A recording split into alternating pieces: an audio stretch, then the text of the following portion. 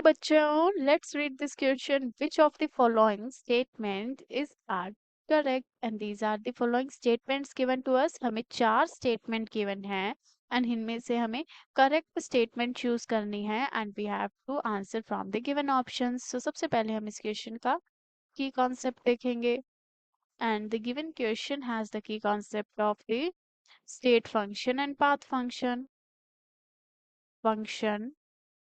and path function. So now let us proceed. So state function हम किसे कहते हैं? State function is that in which जो properties होंगी that only depends on initial and final state of the system. So we can write depends upon initial and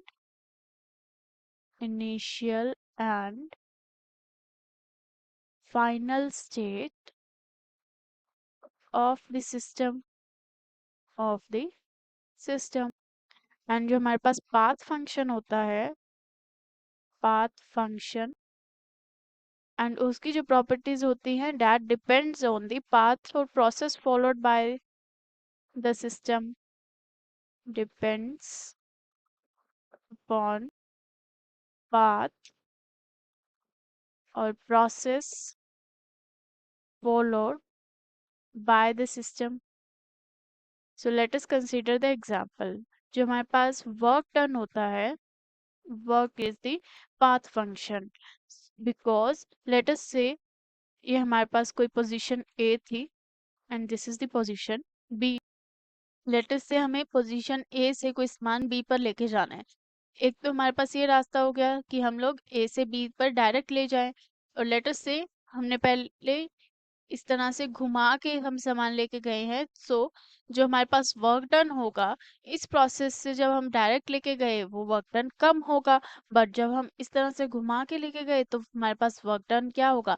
ज्यादा हो गया. इसका मतलब क्या है? जो वर्क डन है वो पाथ फॉलोड पर डिपेंड कर रहा है. सो जो हमारे पास वर्क है वो एक पाथ फंक्शन है. So let us consider the example for the state function. Let us say temperature जो होता है हमारे पास वो एक state function होता है that does not depend on the path followed. Let us say यहाँ पर जो हमारे पास position A था वहाँ पे temperature 10 डिग्री सेल्सियस था एंड यहाँ पे हमारे पास जो टेम्परेचर है वो 30 डिग्री सेल्सियस है. यहाँ पे जो टेम्परेचर 10 डिग्री सेल्सियस है इनिशियली एंड जो हमारे पास फाइनल टेम्परेचर है that is the 30 degree Celsius, it does not depend कि जो हमारे पास पाथ फॉलोड हुआ है and it does not depend कि how it is reached. So by this we can say जो टेम्परेचर होगा हमारे पास that is the state function only because वो इनिशियल स्टेट और फाइनल स्टेट पर भी डिपेंड करता है only. Now let us proceed to the given statements. The first statement A says temperature is a path function. अभी हमने देखा temperature तो स्टेट फंक्शन है जो हमारे पास इनकरेक्ट स्टेटमेंट हुआ A. So B says volume is a state function. So ये बिल्कुल करेक्ट बात है. जो हमारे पास वॉल्यूम है that only depends on the initial और final state पर, सिर्फ और सिर्फ इनिशियल और फाइनल स्टेट पर डिपेंड करता है. It does not depends on the path followed. So जो हमारे पास वॉल्यूम है वो एक स्टेट फंक्शन है. इसी तरह से इंटरनल एनर्जी जो है जिसे हम यू से रिप्रेजेंट करते हैं, this is also a state function. ये भी स्टेट फंक्शन है. It does not depend on the path followed by the process.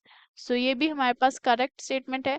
सो जो प्रेशर है, प्रेशर भी पाथ फॉलोड पर डिपेंड नहीं करता. सो ये भी हमारे पास करेक्ट स्टेटमेंट है which means only initial state में कितना प्रेशर है और फाइनल स्टेट में कितना प्रेशर है हम इस तरह से देखते हैं. एंड जो हमारे पास B C and D statement है these are the correct one. So जो फाइनल आंसर होगा that will be the option D only. B C and D. Let us mark the option D as the final answer of this question. Hope you understood it well. Best of luck.